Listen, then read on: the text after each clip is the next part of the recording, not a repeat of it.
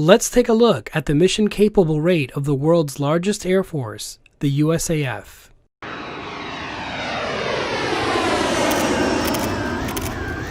Recently, the United States Air Force released its mission capable rates for 2019. Today, we will take a look at how these rates compare between aircraft in three different categories: fighters, tankers, and bombers.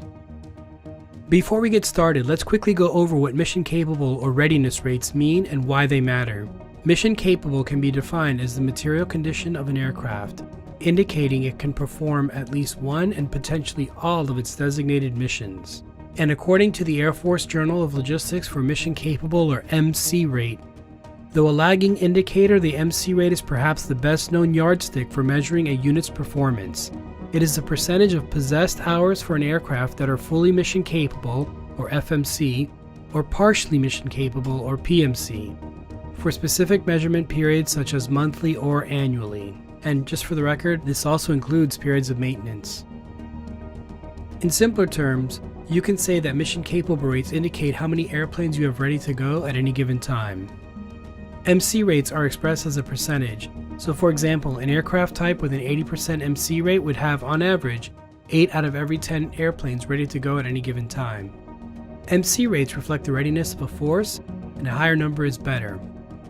Alright, let's start with the aircraft that seemingly get all the attention, the fighter planes. For the F-16C, the Air Force has over 860 examples with an average age of 30 years. The MC rate for the F-16C is 72.97%. When it comes to the F-15E, there are about 235 examples, the average age is around 24 years, and the MC rate for the F-15E is 71.29%. Next is the F-15C, which the Air Force currently shows just over 210 examples. The average age of the F-15Cs are 36 years, and their MC rate is 70.05%. Coming in next is the F-35A. There are currently over 200 examples with an average age of only 3 years and an MC rate of 61.6%. And finally, there's the F-22 with 185 examples and an average age of about 13 years. The MC rate for the F-22 is 50.57%. Given its technical complexity and stealth characteristics, you would naturally expect the F-22 to have a lower MC rate than the F-16C. Alright, now let's take a look at the tanker fleet. While tankers don't always get that much attention, they play a hugely critical role in extending the range of all the other Air Force aircraft. We'll start with the KC-10A extender. The Air Force currently has almost 60 in service with an average age of 36 years. The MC rate for the KC-10A is an incredible 79.37%. Next we have the KC-135R Stratotanker. Combined with the KC-135T, the Air Force maintains almost 400 examples, which have an average age of 60 years. What's amazing is that as old as these airplanes are, they still maintain an average MC rate of about 72%.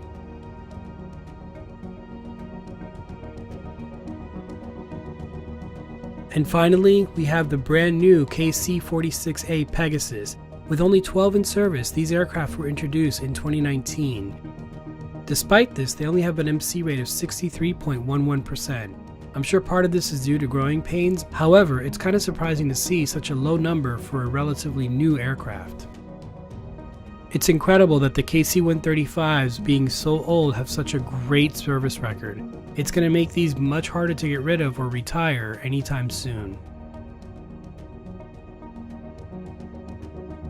And finally, let's talk about the bombers. The Air Force today maintains about 75 B-52H models with an average age of 59 years and an MC rate of a very respectable 65.73%. Next is the B-1B Lancer. With about 60 flying examples today and an average age of 33 years, these bombers have an MC rate of 46.42%. And finally, the newest bombers in the fleet, the B-2A Spirit. The Air Force has 20 of these with an average age of 26 years and an MC rate of 60.47%. It's incredible that the B-52s are the oldest bombers in the fleet and boast the best MC rate. With planned engine upgrades in the works, the B-52s will likely serve for 100 years, an incredible and unprecedented number for any aircraft, let alone a bomber. The impressive readiness of older planes compared to newer ones is a strong argument for keeping those planes in service as long as possible.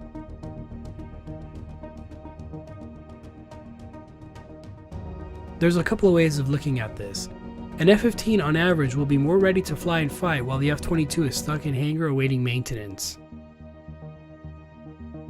Something else to consider though is how effective is one F-22 versus 3 F-15s, or one F-22 versus 3 or 4 F-16s.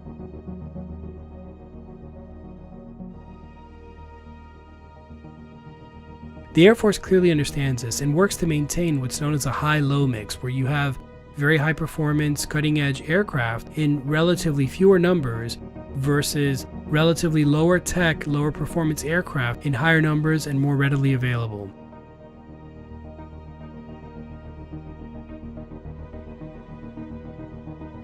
You can say that there are distinct advantages of having moderately available, high performance, cutting edge aircraft versus more readily available, lower performing or lower tech aircraft.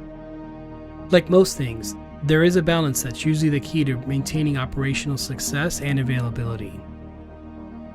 What do you think? Should the Air Force maintain F-15s and F-16s as long as possible? What about the tanker fleet? KC-135s going on 60 plus years with seemingly no end in sight. Just like the bombers, B-52s may outlive all of us and still continue to serve for decades to come. Thanks for watching. Let me know your thoughts in the comments below. If you enjoyed this video, please go ahead and subscribe and click the bell for notifications. Stay safe everyone, and see you next time.